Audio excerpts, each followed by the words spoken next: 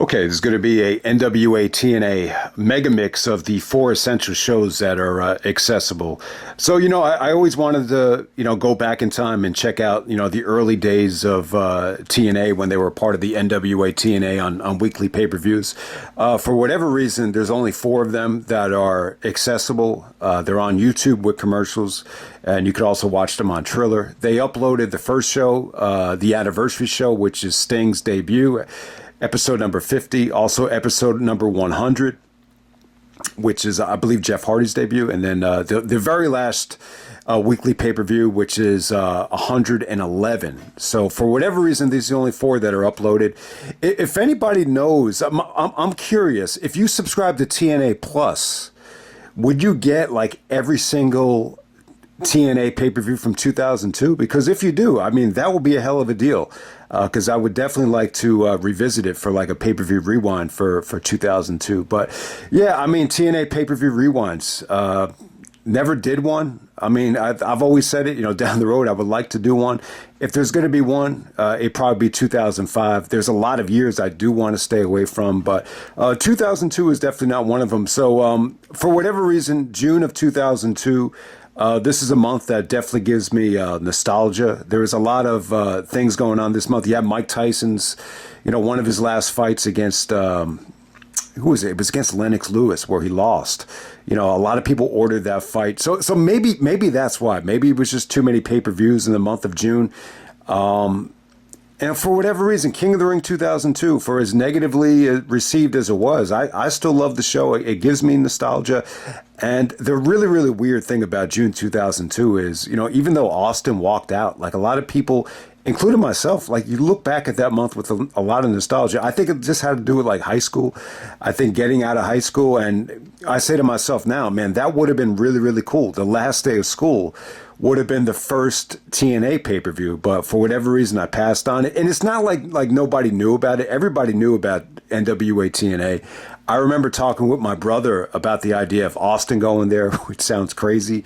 But, if I had the idea of Austin actually going to TNA, I mean, obviously, you would have thought about ordering the show. And if you were keeping up with what was going on with why Austin was walking out on the websites, they were definitely promoting. You would definitely hear news about the pay-per-view with Scott Hall being booked and, all the other stuff that was going on. But hey, man, let's get right down to it. I've touched on this show a couple of times, or actually on the AJ Styles, DVD review, because I was curious to see like what AJ did on the first TNA show.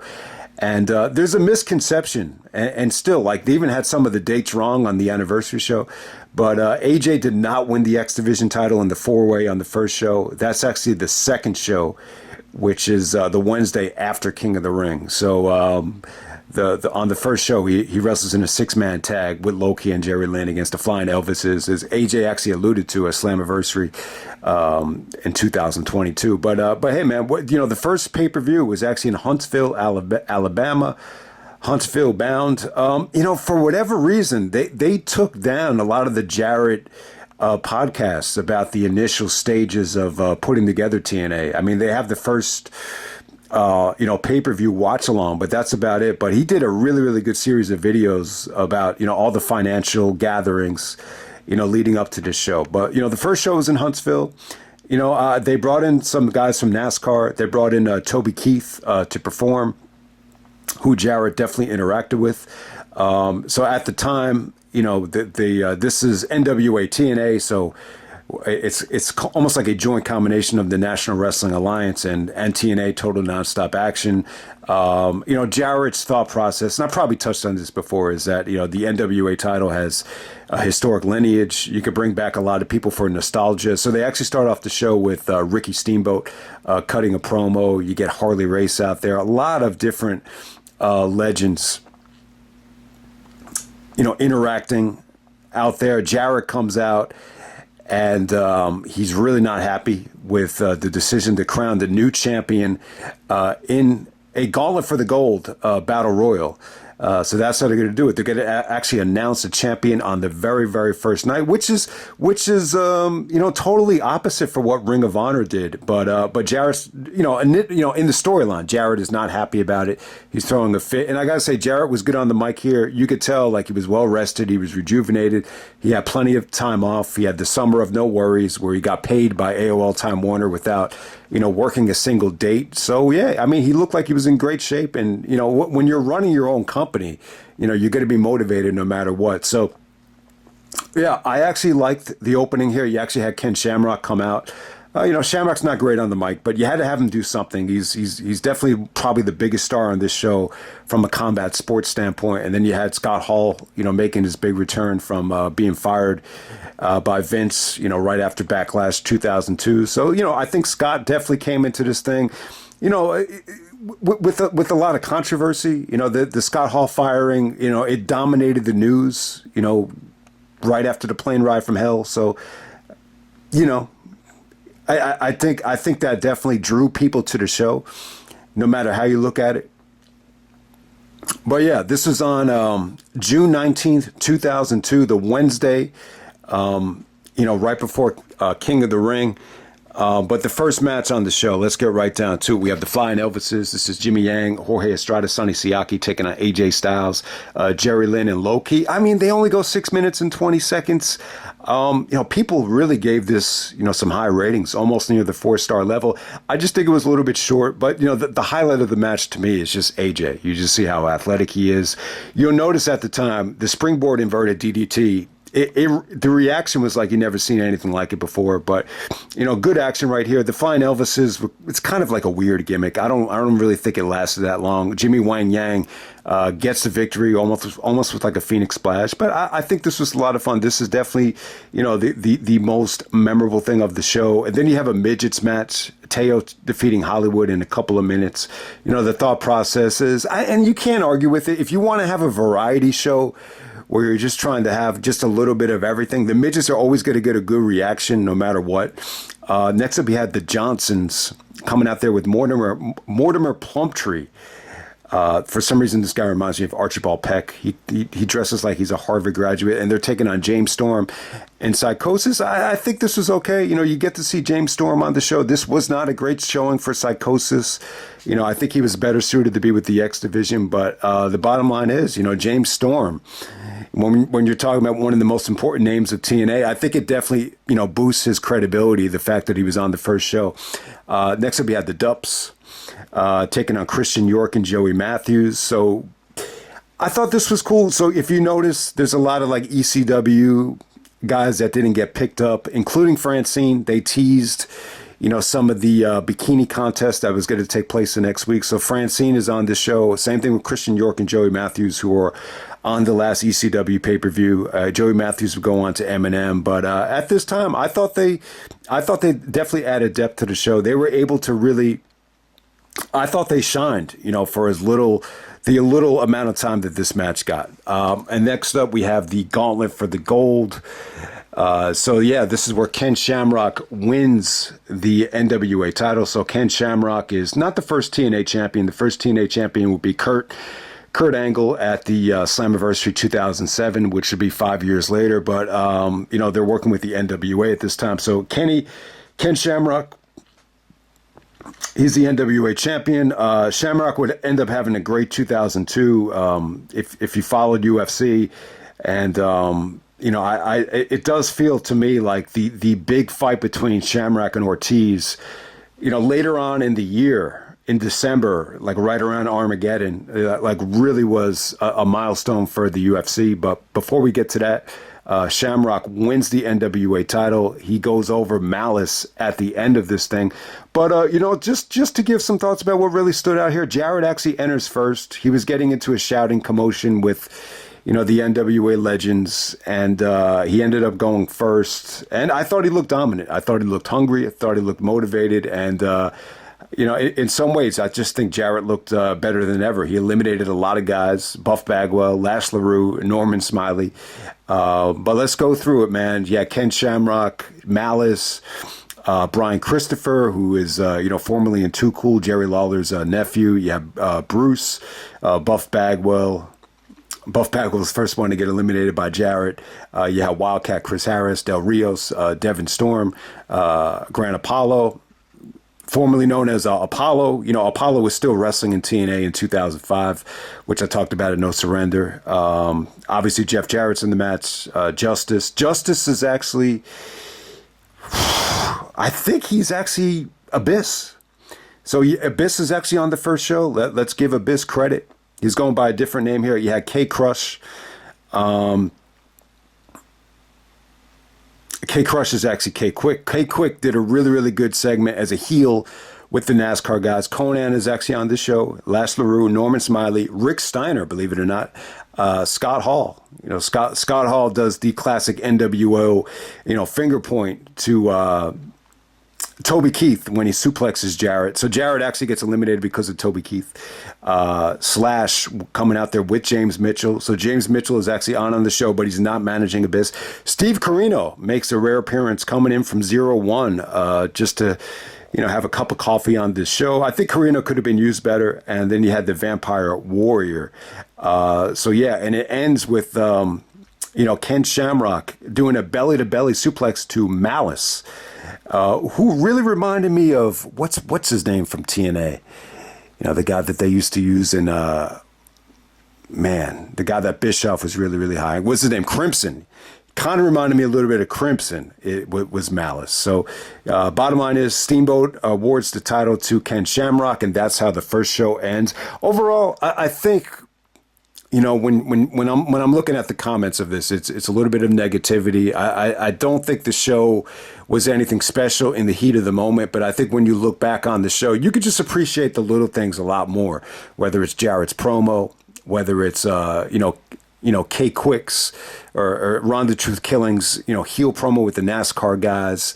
You know, Shamrock, I think winning gave the company legitimacy. I don't think Shamrock, you know, being the first champion was a bad decision at all. I thought the ending came off hot. You know, there was some great submission work with, you know, Shamrock applying the ankle lock. So I definitely think you had some good stuff here. I don't think the show was awful, but it just didn't have like the X Division, I think, you know, blow away spectacle that I think the second show had.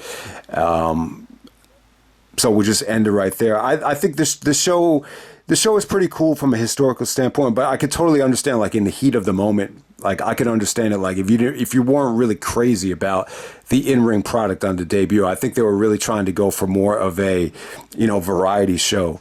But you know, let me just end it with this: the decision to have the champion in a battle royal. Obviously, Jarrett as a character, you know, hated the idea, but this was his idea, though. His mindset was that a long, drawn-out tournament does not draw, and he just felt like, you know, we want to crown a champion on the first night. So,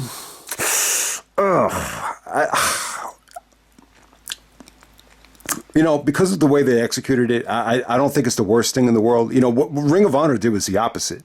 They had it. They didn't have any championship for the first three shows, and then they had a tournament to crown, you know, the road to the championship, where you had to qualify to get to the championship match, and it ended up being 4 guys. So they had a road to the title tournament, which was good. You know, that would be the, you know, besides Race to the Top tournament, that might be the best tournament that I think Ring of Honor had ever done.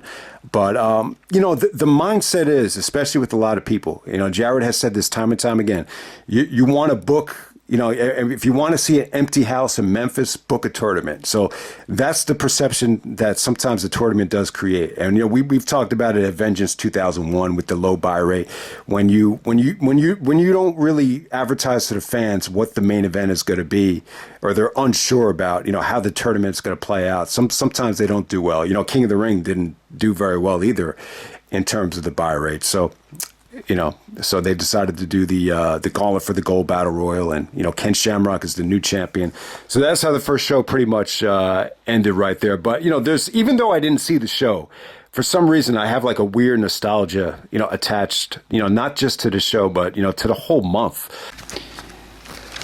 Okay, moving on to the NWA-TNA episode number 50. This is the anniversary show. So, Yeah, they didn't call Slammiversary yet. The first Slammiversary was in 2005, which was a 3-hour pay-per-view. But once they finally got to June for episode number 50, why not just promote it as the anniversary show? We have Sting, making his, TNA debut on this show. It's a loaded show. It's from Jarrett's standpoint, a very, very stressful show, very chaotic show. At the time, Panda Energy was considering, investing into the company. What really got their attention was the segment that Jarrett had just done with the Tennessee Titans. So there was a lot of eyeballs on the product. There was a lot of optimism that they were going to get a television deal in the coming months. So there's a lot of, stuff on the table here. But Jarrett was able to get through the show. It's kind of weird here, man. Jarrett is actually a babyface on this show, tagging up with Sting in the main event. But yeah, man, we're going to go back to June. Okay, so this was actually on June 18th, 2003. So it pretty much, coincided with, the actual anniversary of TNA. This is actually from Nashville, Tennessee, the Asylum. This was on the Tennessee State Fairgrounds. I believe not a sellout, surprisingly, with Sting. But hey, man, let's get right down to it. The first match tonight was D'Lo Brown, Frankie Kazarian, and the Sandman taking on David Young, Don Harris, and Sonny Siaki. Very, very quick match. D'Lo Brown was the standout here. Frankie, looked good, but Sandman really didn't get into the match. I just thought it was kind of short. I enjoyed it while it lasted. The end of the match featured an attack. I think Mike Sanders came out. It ended up being a big schmoz after the bell sounded. But, Sting and Jarrett come out to make the save. It just seemed kind of pointless to me. I think the only... I think the mindset was, this is the one time you get Sting on the show. You want to utilize him in the beginning and at the end just to, promote the fact that Sting is there. So I definitely get that. There's actually a Vince Russo promo with AJ. AJ comes out. He's got like a surfer cut. He's almost got like blonde hair as a heel. And Russo is cutting a heel promo, basically calling the fans trailer trash. He's showing off his new haircut. He's freshly shaved. I think he's trying to look like John Morrison from the Doors, if I'm not mistaken. But yeah, he's talking about how his haircut costs more than everybody's trailer. So not a very polite promo from Russo or AJ. AJ is insulting the fans for sleeping with their sisters and being broke and things of that nature. Very unnatural promo for AJ. I hate AJ Styles as a heel. I just do. I think AJ is a great guy. I think he's a great person. He's as athletic and entertaining to watch as anybody. So to me, AJ is the rare case where he's 10 times better as a babyface than as a heel. But you get the mindset. Russo probably pitched the idea, bro. Why not have AJ be a heel? People need to get to know him, and he's so much better than everybody. Have him be a fucking cocky heel. You know that Russo probably did something like that, but the Russo promo here, it went way too long. I think Raven comes out. It's just it went so long that apparently the whole show had to be kind of cut in half. I mean, they went 20 minutes on a 2-hour pay-per-view. All right, next up we have Chris Sabin taking on Paul London. You get to see CM Punk in this match. There's actually a segment with Punk, talking about The Gathering, which is the stable in TNA. He's feuding with Raven and Ring of Honor. I'm a little bit unclear of what Punk wanted to accomplish here with Raven. I could be an idiot, but to me, this just came off very confusing. This felt to me like he was trying to get Raven's attention. He kept doing the Raven flock symbol. He interferes in this match to kind of prove a point to Raven. I'm not sure if he's trying to just get his attention or, to join forces with him. It just doesn't make sense because they're feuding in Ring of Honor and everybody knew it. But hey, Chris Sabin and Paul London, you get to see Sabin at 21 years old. I thought the match was sweet. London was sweet as hell. This is Paul London's prime, like for me, in terms of athleticism, just in terms of him being fun to watch. So I thought these two guys tore it up. Punk kind of played into the finish here. So it took away from the match a little bit. But yeah, Sabin, even in 2003, the X Division champion, retains at the anniversary show. So thumbs up to Chris Sabin. Next up, we had New Jack taking on Mike Sanders. New Jack gets an assist from Shark Boy. This is a hard 10 tournament semifinal match. Yeah, this had Russo written all over it, but it was entertaining, though. You know, I guess the ending is kind of a tribute to Super Knockout with the green gloves. But yeah, you actually had to score points here in terms of hitting guys with weapons. I think that's how it pretty much went. Just Incredible and Jerry Lynn. Extremely forced with the promo. There's like a sit-down promo where it looks like they're going to, you know, be friendly with each other. Then all of a sudden the fight breaks out. Jerry Lynn's basically saying that, you know, Just Incredible had to ride his coattails in ECW to make a name for himself. And then, you know, the Incredible just didn't, you know, take too kindly to it. Then a fight broke out.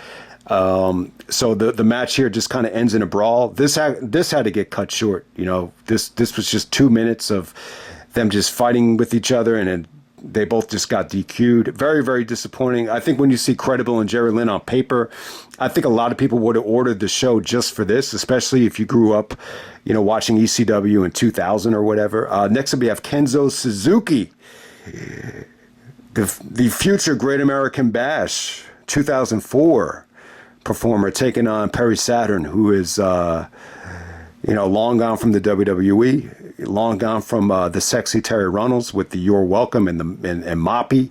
I got to say, Perry Saturn did not look good here. He looked like his body deteriorated. I think Kenzo looked a little bit more comfortable here than he did at Great American Bash. At Great American Bash, he looked horrible. But this didn't, you know, stink out the joint the way his match with Billy Gunn did. You know, Saturn has, I think, experience wrestling over in Japan, so maybe that's why it came off a little bit better. But still, I wasn't impressed with Suzuki. Apparently, there was a lot of like politics that took place with, you know, the no finish here. But, you know, to Jarrett's recollection, he can't remember anything involving, you know, Kenzo Suzuki and the negotiations with New Japan leading up to this thing. And next up, we have the match of the night. We got Christopher Daniels and Elix Skipper coming out there with Loki. Loki actually has a shoulder injury, which actually I remember. I remember in the Christopher Daniels Heaven Sent Hell Bound DVD, like Loki came out with a lot of those matches with his arm in a sling. I think even at Do or Die against it was Joe and Homicide, Loki came out with the injury, which was, Do or Die was a couple weeks earlier than this. So this is Triple X of Christopher Daniels and Elix Skipper taking on America's Most Wanted of Chris Harris and James Storm. Holy shit. This is one of the best matches I've ever seen that's under 10 minutes. And this only got 7 minutes. Balls to the wall, nonstop action, great kickouts, great athleticism from Daniels. Harris looked great as a young up and coming southpaw. I can't say enough about this match, but there's a lot of referee shenanigans here. There's a lot of guys pulling the referee out of the ring, especially Elix Skipper. Low-key played his role really nicely as a manager. But you almost forget Triple X and AMW. These two teams, they're setting up a steel cage match the next week on pay-per-view, which is a 4-sided cage.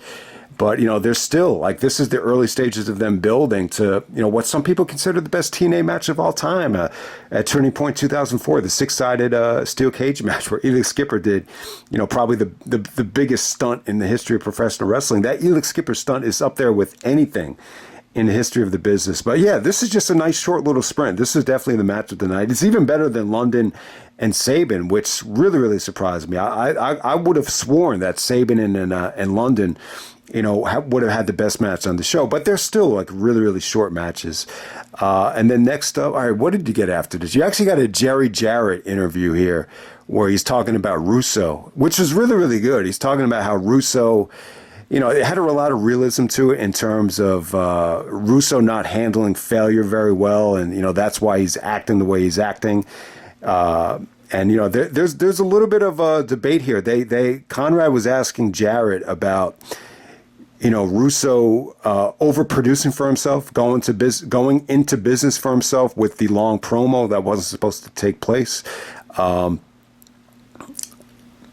And they basically just gave credit to Vince McMahon and said, one of the reasons why Russo was successful in WWE is because Vince would, filter Russo when he had to filter him. And, this was an occasion where Russo should have been filtered out, to make this show a little bit better. It's really, really interesting. Jarrett's mindset was that, Russo was great at storytelling. He was great at writing television.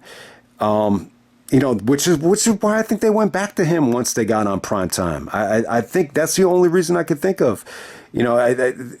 Ideally, you want people to be invested in the story to story each and every week. I have more negative thoughts on Russo than positives, but I think that's the thought process there, which is obvious. But still, this is still, you're trying to sell pay-per-views week to week. And it's tough to do that by just promoting matches. So I can see why Russo is booking at this time, because you want that, you want to get hooked on the storylines week after week after week. This is very similar to this GCW's approach, where they're really running shows, so often that it definitely has, so much more of a storyline field, which is totally different than Ring of Honor at this time. Ring of Honor was just, dream match show after dream match show. That's almost like the PWG, philosophy at this time for ROH. So the main event, it's Jeff Jarrett and Sting taking on AJ Styles and Syxx-Pac. Yeah, so there's a big surprise here. There was rumors that it was supposed to be Raven, but Raven is a babyface at the time, so that definitely did not work. But the big surprise is actually X-Pac, Sean Waltman. There's a huge backstory here about how he came late and didn't show up until like 15 minutes before the match with Joni Lore, with Chyna. They both look like they, according to Meltzer, they both look like they just got out of a rave house. Who knows? They were probably up all night doing drugs, making sex tapes, whatever the fuck they were doing. That's probably what happened. But, give Pac credit, man. Apparently Russo was not a Sean Waltman guy. But, Sean Waltman needed the money. He's not with WWE anymore, so the rest is history. And I gotta say, the match is good. For someone that just showed up right before the match, I didn't really notice anything bad about it. It just shows you how experienced, Sean Waltman is to be able to hang in there. But wasn't really crazy about the match, though. This featured just a lot of, AJ just selling for Jarrett.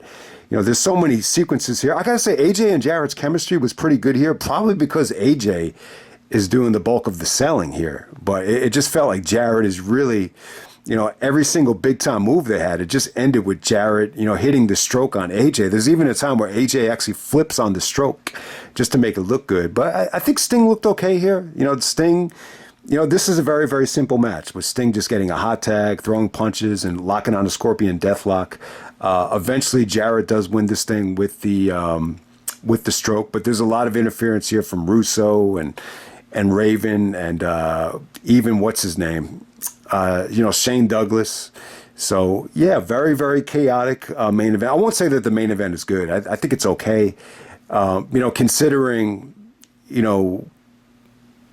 that X-Pac showed up late, I would say it was actually a success. From Jarrett's standpoint, think about it. You got to get through the match. You got to make sure everybody shows up. You got to make sure, the finish goes right. You got to make sure, Dixie and Panda Energy are happy and the sponsors are happy and all the craziness, the pay-per-view provider. Yeah. So yeah, it's really, really cool. It's an interesting perspective when you kind of put yourself in Jarrett's shoes on this show and just be relieved that it's over. I mean, think about it, man. I mean, I tried to do a basketball tournament at my house. Only 10 guys showed up to the tournament, and I put my own money on the line. And just doing that was stressful enough, just to make sure everybody showed up and, to get the brackets right and to try to defend the money without totally getting injured and losing it. I mean, it was stressful, man. It really, really was. But, that's nothing compared to this. Imagine doing this, trying to run your own company, your own business with pay-per-view and the potential television deal at stake, and then the potential, Panda Energy investing into the company. It's really, really interesting. So I'll leave it right there. That's the anniversary show. Okay, so the next pay-per-view that they have up on YouTube and Triller that's accessible for everybody to see, it's labeled as weekly pay-per-view 100. But if you go to Cage Match, the 100th episode is the one where Jarrett actually wins the King of the Mountain, wins the NWA title back, which is the first King of the Mountain. In some ways, that became like the Slammiversary tradition. But when you go to Cage Match, though, the episode that they have under number 100 is actually 103. And this episode here does have Jeff Jarrett and Ron the Truth Killings in the main event. So I don't know who made the error there, but I'm just going to get right down into it. So, the main event, you got Jarrett and Killings. I believe Killings actually comes into King of the Mountain as champion. Jarrett actually takes the title from him. So this is the rematch from that.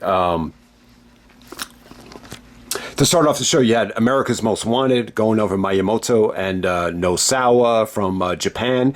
It was okay. It just wasn't that impressive in terms of, the guys from Japan that came over. I just thought it was okay. Trinity goes over Desire in a women's match right there. Trinity, they did some good behind the scenes stuff to showcase her. She's very much reminiscent of Lita by the way she looks, dresses, and she does the moonsault. She's actually does a lot of stunt work from movies. So I really enjoyed that. But this match was a little bit wacky. They went all over the parking lot and outside. But it was definitely cool. It probably got a little bit too much time though. This next match definitely got way too much time. We got Jerry Lynn taking on Scott D'Amore. Scott D'Amore is the leader of Team Canada. Eventually he would start booking for TNA. And I gotta say, I don't, he's a little bit out of shape. He's a little bit, fatter. They're poking fun at his weight on commentary and, all over the place here. But is he really that much fatter than Kevin Owens or Kevin Steen, around this time? It's definitely debatable. I didn't think he looked bad. Fundamentally, you get to see what he can do here for 15 minutes against Jerry Lynn. I thought it was good. I just think it was a little bit long. I think he had some good stuff in it, but, for the most part, it just doesn't have a lot of replay value. Then you got a little midget match. Next up, you have the match that everybody's here for the X Division Championship. This was a surprise. You got AJ Styles and Jeff Hardy. It was good while it lasted. It was definitely some good stuff. This ended up being there ended up being an attack on both guys, and but while it lasted, it was pretty damn cool. It felt like a huge matchup.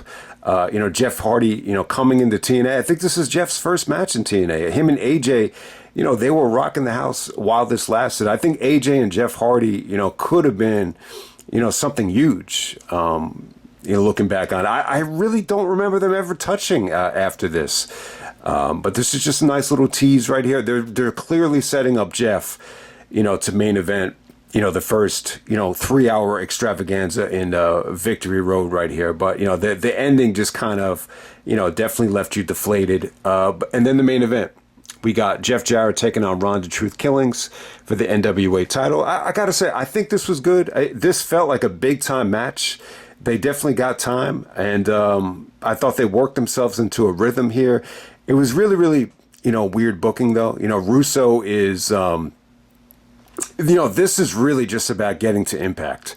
At the time, it didn't really make sense for them to do weekly pay-per-views because, they're on Impact every Friday.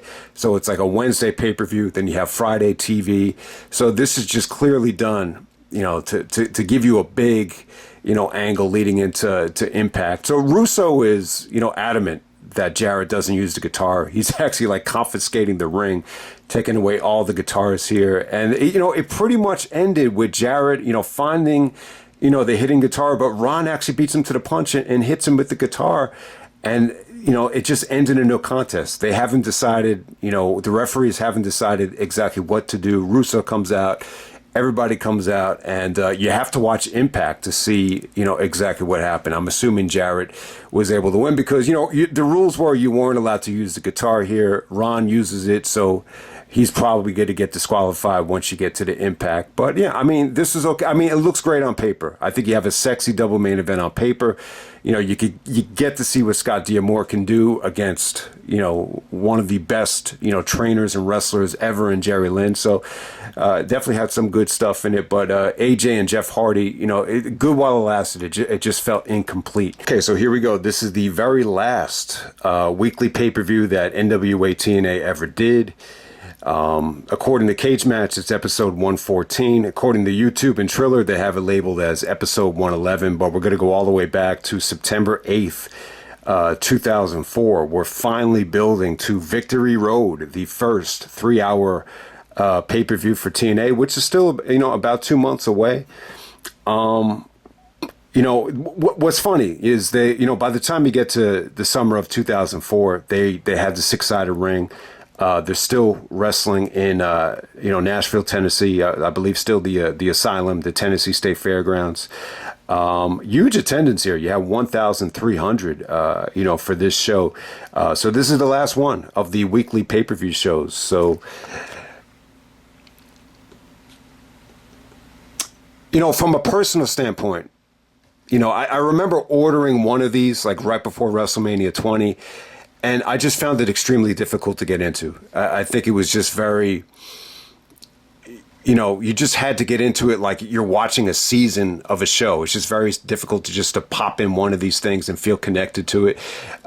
So yeah, I couldn't really get into whatever I ordered, but yeah, this is more of an episodic format. I think there's positives and negatives to doing a weekly pay-per-view, but I think at the time, I think Jarrett probably thought this would probably be the most affordable and profitable approach. But yeah, let's get right into it, man. So the first match of the night, you had a 6-way X Division dominance tag team elimination battle royal. I think this was fun. This felt like a lot of, different guys. I mean, a lot of talent, lots and lots of talent. Kazarian and Mikey Batts actually win this thing. Gotta say, Mikey Batts looked pretty good here, but a lot of guys were able to show what they can do, especially Jarrell Clark. Jarrell Clark probably had some of the most impressive stuff out there, but a lot of crazy stuff here. So, Kazarian actually eliminates Johnny Devine to win this thing. But, they packed in a lot of action. They did a battle royal to open up Victory Road. So this clearly wasn't as good as that. This is more of a tag team one. But, just some of the names just to throw at you, Kazarian and Mikey Batts, Chris Sabin and D-Ray 3000, Delirious and Jarrell Clark. You get to see Delirious, on this show as well. Johnny Devine and Michael Shane, Petey Williams and Shark Boy, Sanjay Dutt and the Amazing Red. So lots and lots of talent just kind of jammed into this match. And then, the final match ended up being Jarrell Clark and Mikey Batts taking on Kazarian and Michael Shane.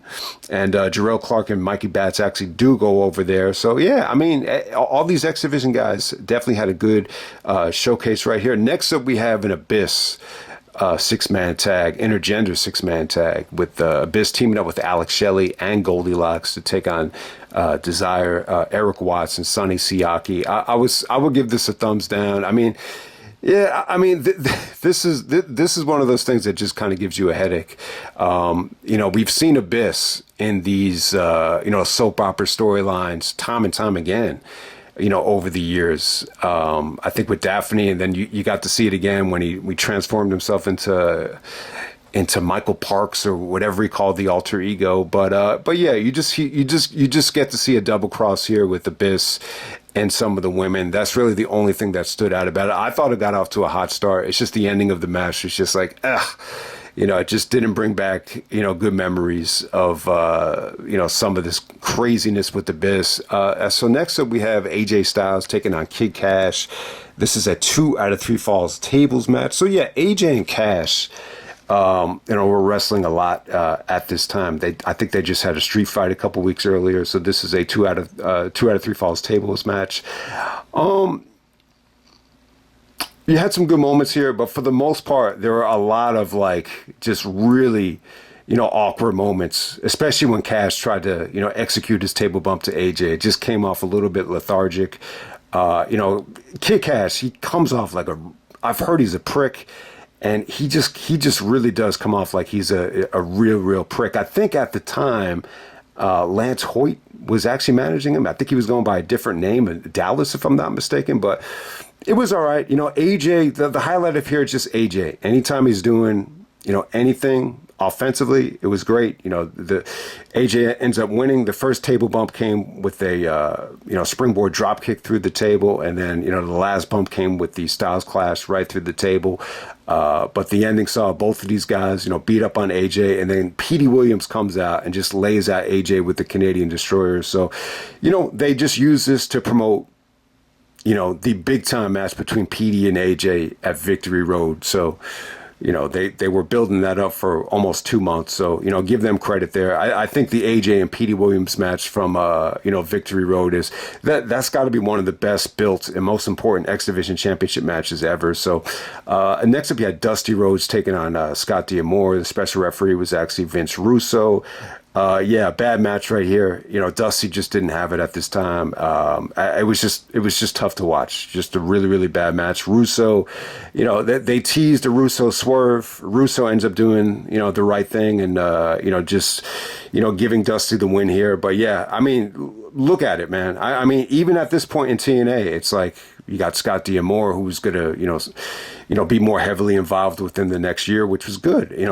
From what I understand, Dusty was a little bit of a bland booker, and then you still got Russo in there. So from what I understand, this stage of TNA, I think it was more of a collaborative effort, with Jarrett, mixed in with these guys. And, there's even like some interns that were pitching ideas too. So I don't really know if you could just, I think the head booker was Dusty at this time, but I don't really know if you could just, put all the blame just on one guy.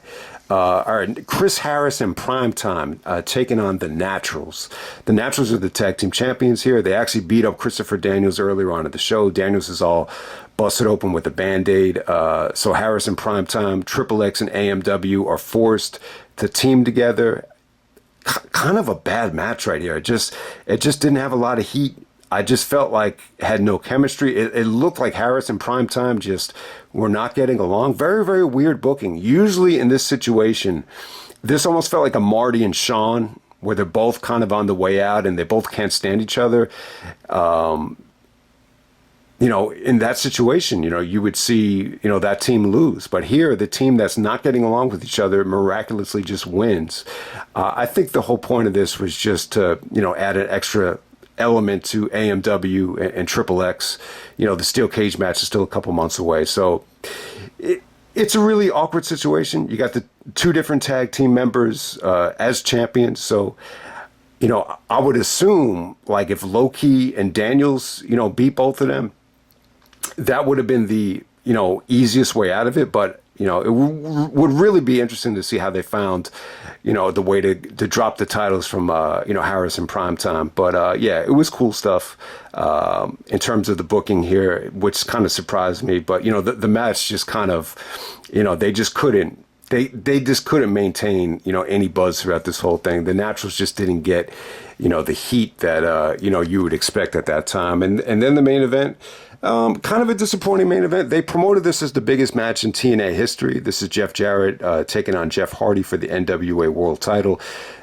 So this sets up the ladder match at Victory Road 2004, which I remember being really, really good. Just remember Jarrett, joining forces with Kevin Nash and Scott Hall in that ladder match. This is a little bit weird, man. This is just a little bit weird. I just didn't think this thing got going. I didn't think Jeff looked great. I mean, I didn't think Jeff Hardy looked great, to be honest. This is Jeff versus Jeff, but it's really, really weird because Jarrett started like juicing and blading like right away. There was a little bit of like a scuffle in the beginning of this match, but for the most part, I just, I think it had its moments. I didn't think Hardy looked, super motivated here, and I think that's what held it back more than anything. But the ending features Jarrett just, pulling the guitar out of his ass and just getting the victory over Jeff Hardy. But it definitely sets up a rematch. But it just didn't, if this was supposed to be, TNA's biggest match ever up to this point, I just think it kind of missed the mark, to be completely honest with you. But that's pretty much it, man. I just want, this is only going to be like for TNA diehard fans that, care about the early stages of the company. But I enjoyed it, man. I didn't particularly care, for some of the, later episodes here, this just really felt like, at this particular time, the 2-hour pay-per-views had definitely ran their course. But the first show was really cool to check out. It definitely gives you like that nostalgia, and I think even the anniversary show, which was very heavily criticized, it really had a unique feel to it. These just kind of feel like episodes of Impact, the last couple of ones. But I'll just end it right there, man. Jeff Hardy and Jeff Jarrett, biggest TNA match of all time up to that point. But it's just it's really just about setting up Victory Road. So at this time, what's really cool about this though is it does seem like Jarrett figured that the most profitable source of income was going to be the 3-hour pay-per-view. So I like that about it. So I'll just end it right there. That's the NWA-TNA weekly pay-per-view mix-up, and I'm out. All right.